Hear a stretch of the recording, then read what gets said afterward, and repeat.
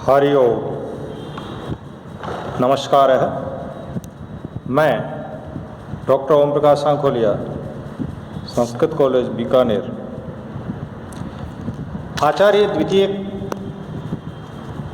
खंडे साहित्य चतुर्थ पत्रे सप्त प्रश्नपत्राणि आयान्ति। तत्र इदानीं महाकवि माघस्य अध्यापनं प्रचलति। तत्र अद्य महाकविर्माघस्य पाण्डित्यं बहुज्ञता च इत्यस्मिन् विषये तृतीयः कालांशः अद्य प्रचलति। महाकविर्माघस्य पाण्डित्यं कस्मिन् विषये आसीत् वा तर्हि अत्र पूर्वं मया व्याख्यायितं श्रुतिविषयज्ञानं माघस्य, ततश्च दर्शनविषयकं ज्ञानं, तृतीयं पौराणिकं ज्ञानं, चतुर्थं संगीतशास्त्रविषयकं माघस्य ज्ञानं, पंचमं राजनीतिविषयक ज्ञानं, षष्ठम ज्योतिषशास्त्रीय विषयकम ज्ञान, आयुर्वेद शास्त्रीय विषयक ज्ञानम, अतः च ज्योतिष शास्त्रीय विषयकम ज्ञान। यहाँ तक हमने पहले पढ़ा। अब ज्योतिष शास्त्र का चल ही रहा था, एक बार फिर हम उठाएं बिंदु कि महाकवि माघ जो है उनका ज्योतिष शास्त्र का बड़ा ही भव्य ज्ञान था, बड़ा ही सूक्ष्म ज्ञान था। दो बड़े उदाहरण इनके यहाँ आते। एक तो जब वो पुष्य, श्री कृष्ण के रथ का नाम पुष्य है। ध्यान रहे कि इसमें 20 नंबर के प्रश्न छोटे भी आते हैं, 2-2 नंबर वाले, तो उनमें यही बातें पूछी जाती हैं कि किस चीज़ का क्या नाम था। तो श्री कृष्ण के रथ का नाम जो था वो पुष्य था। उनकी गदा का भी अपना नाम है कौमुदकी, उनके धनुष का नाम सारंग है, उनके शंख का नाम पांचजन्य है, वो तीसरे में वो धारण करते हैं। तो ये चीज़ें छोटे छोटे प्रश्न बन सकते हैं उसमें प्रश्न पत्र में, तो ध्यान देवें। तो पुष्य नाम का एक नक्षत्र होता है, उसमें जो कोई कार्य किया जाता है वो सिद्ध होता है। उसी प्रकार पुष्य रथ जो है उसमें वो आरूढ़ होते हैं। तो जहाँ कहीं भी जाते हैं विजय के लिए जाते हैं, पराजय का उसमें संशय ही नहीं है। तो यहाँ उदाहरण बताए थे। एक उदाहरण और आता है कि जहाँ सूर्य अस्त होता है 8वें सर्ग में, तो सूर्यास्त के समय कई पद्य हैं, उनमें एक पद्य ज्योतिष शास्त्र को लेकर के वो लिखते हैं कि सूर्य क्यों छिप रहा है। तो सूर्य छिपने का एक बड़ा कारण बताते हैं कि जब आपके विपरीत दिशा में चंद्रमा है तो आपको यात्रा का आपका अंत होगा। आप चंद्रमा विपरीत दिशा में अगर व्यक्ति के है, यात्री के, तो वो निश्चित रूप से मृत्यु को, अंत को न्योता देता है। हमारे यहाँ राजस्थान में 2 महिलाएं भी लड़ती हैं, कोई पुरुष लड़ते हैं, तो सामान्यतया ग्रामीण क्षेत्र में भी देखा जाता है कि सोच लिए तेरा चंद्रमा। ये क्यों कहा जाता है? क्योंकि ज्योतिष शास्त्र में चंद्रमा का बड़ा महत्व है। यात्रा वगैरह करते हैं तो चंद्रमा, योगिनी, दिशाशूल आदि देखे जाते हैं।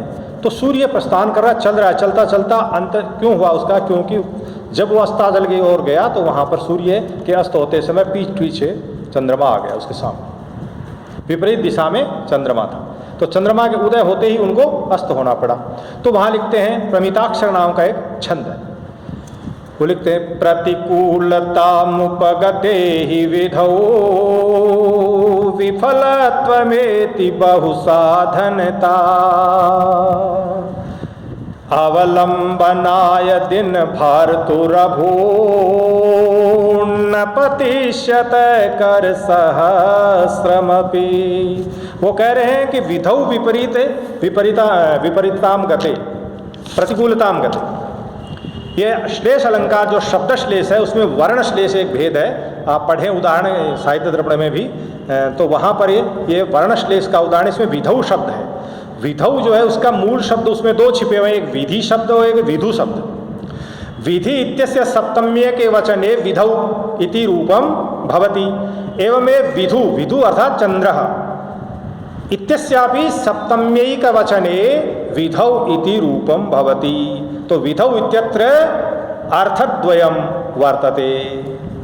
तो यहाँ पर वो कह रहे हैं कि विधौ प्रतिकूलता उपगते, अर्थात विधाता के विपरीत हो जाने पर, विधि का अर्थ विधाता, ये वाला अर्थ में ले लें। विधाता के भाग्य के प्रारब्ध के विपरीत हो जाने पर व्यक्ति जो है वो 1000 साधन उसके पास हो, लेकिन वो साधन कोई काम नहीं आते, वो व्यक्ति अस्त को चला जाता है। जिस प्रकार दूसरा अर्थ सुनो, तो कह रहे हैं कि विधु लो, अब अर्थ विधु का विधु अर्थ लो, विधु से बनाओ चंद्रमा।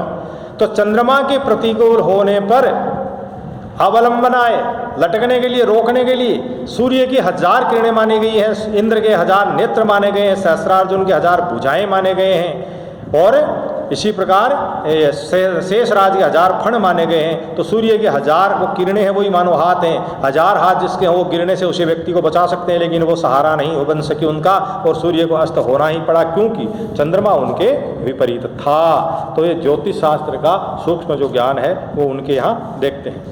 पशु विज्ञान जो है उसमें भी वो मर्मज्ञ हैं, इसमें भी इन्होंने गज, तुरग, उष्ट्र आदि का अपने यहाँ काव्य में वर्णन किया है। तो उनको सूक्ष्म जानकारी है, चूँकि वो राजस्थान के रहने वाले थे, तो जाहिर है यहाँ उन्होंने ऊँट भी नज़दीक से देखे हैं, अश्व देखे हैं, हाथी भी देखे हैं। तो उनकी अश्व गति वगैरह का जो वर्णन है वो वहाँ 5वें उसमें सर्ग में जो 10वां पद्य है वो अश्व की गति को लेकर के है। तो ये सब चीज़ें इनके काव्य में आई। अब बड़ा बिंदु है व्याकरण शास्त्रीय ज्ञान, ये बड़ा बिंदु है इनके बहुज्ञता में। एक तो राजनीति वाला, एक व्याकरण वाला, एक काव्य शास्त्र वाला, एक दर्शन शास्त्र वाला, ये बड़े बिंदु हैं जिनकी उनको सूक्ष्म जानकारी थी।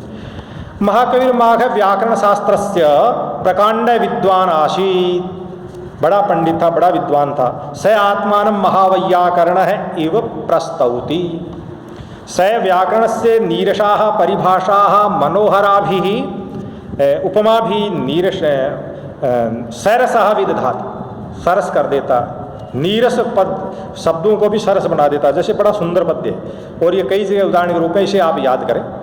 अनुत्सूत्र पदन्यास सदवृत्ति सन्निबंधना शब्द विद्येव नो भाति राजनीति रपस्पसा।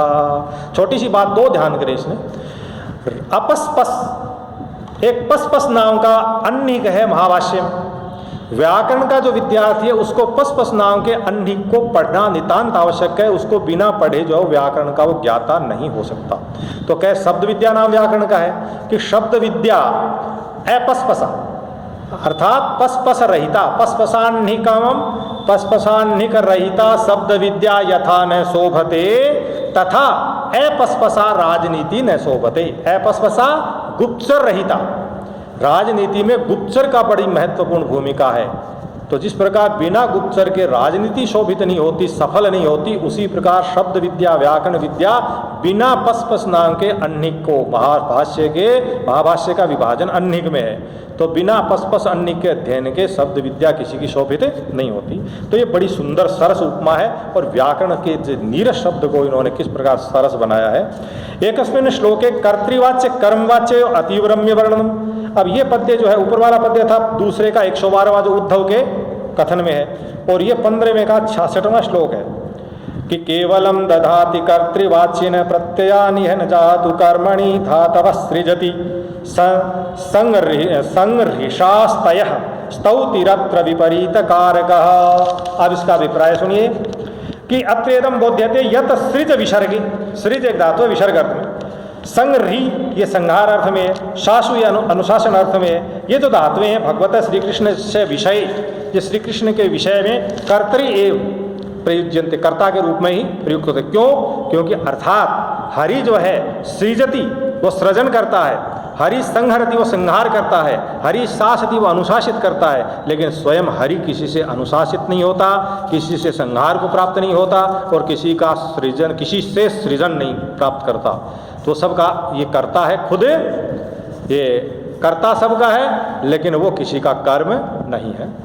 न तो कर्मणि हरिम सृजति, हरि कर्म में किसी के द्वारा सृजित नहीं किया जाता है, कर्म में प्रवृत्त नहीं किया जा रहा है, हरि अपनी प्रेरणा से सब कुछ कर रहे हैं। तो यहाँ पर बड़ा सुंदर भव्य उदाहरण है। ये 15वें का 66वां श्लोक है। काव्य शास्त्र विषय भी उनका बड़ा दिव्य है। महाकवि माघस्य ज्ञानम सर्वांगीणम आसीत् स न केवल कविरेव आसीत् महावैयाकरण है अपितु आसीत् स आचार्य रूपेण पराम प्रतिष्ठाम आपनोत।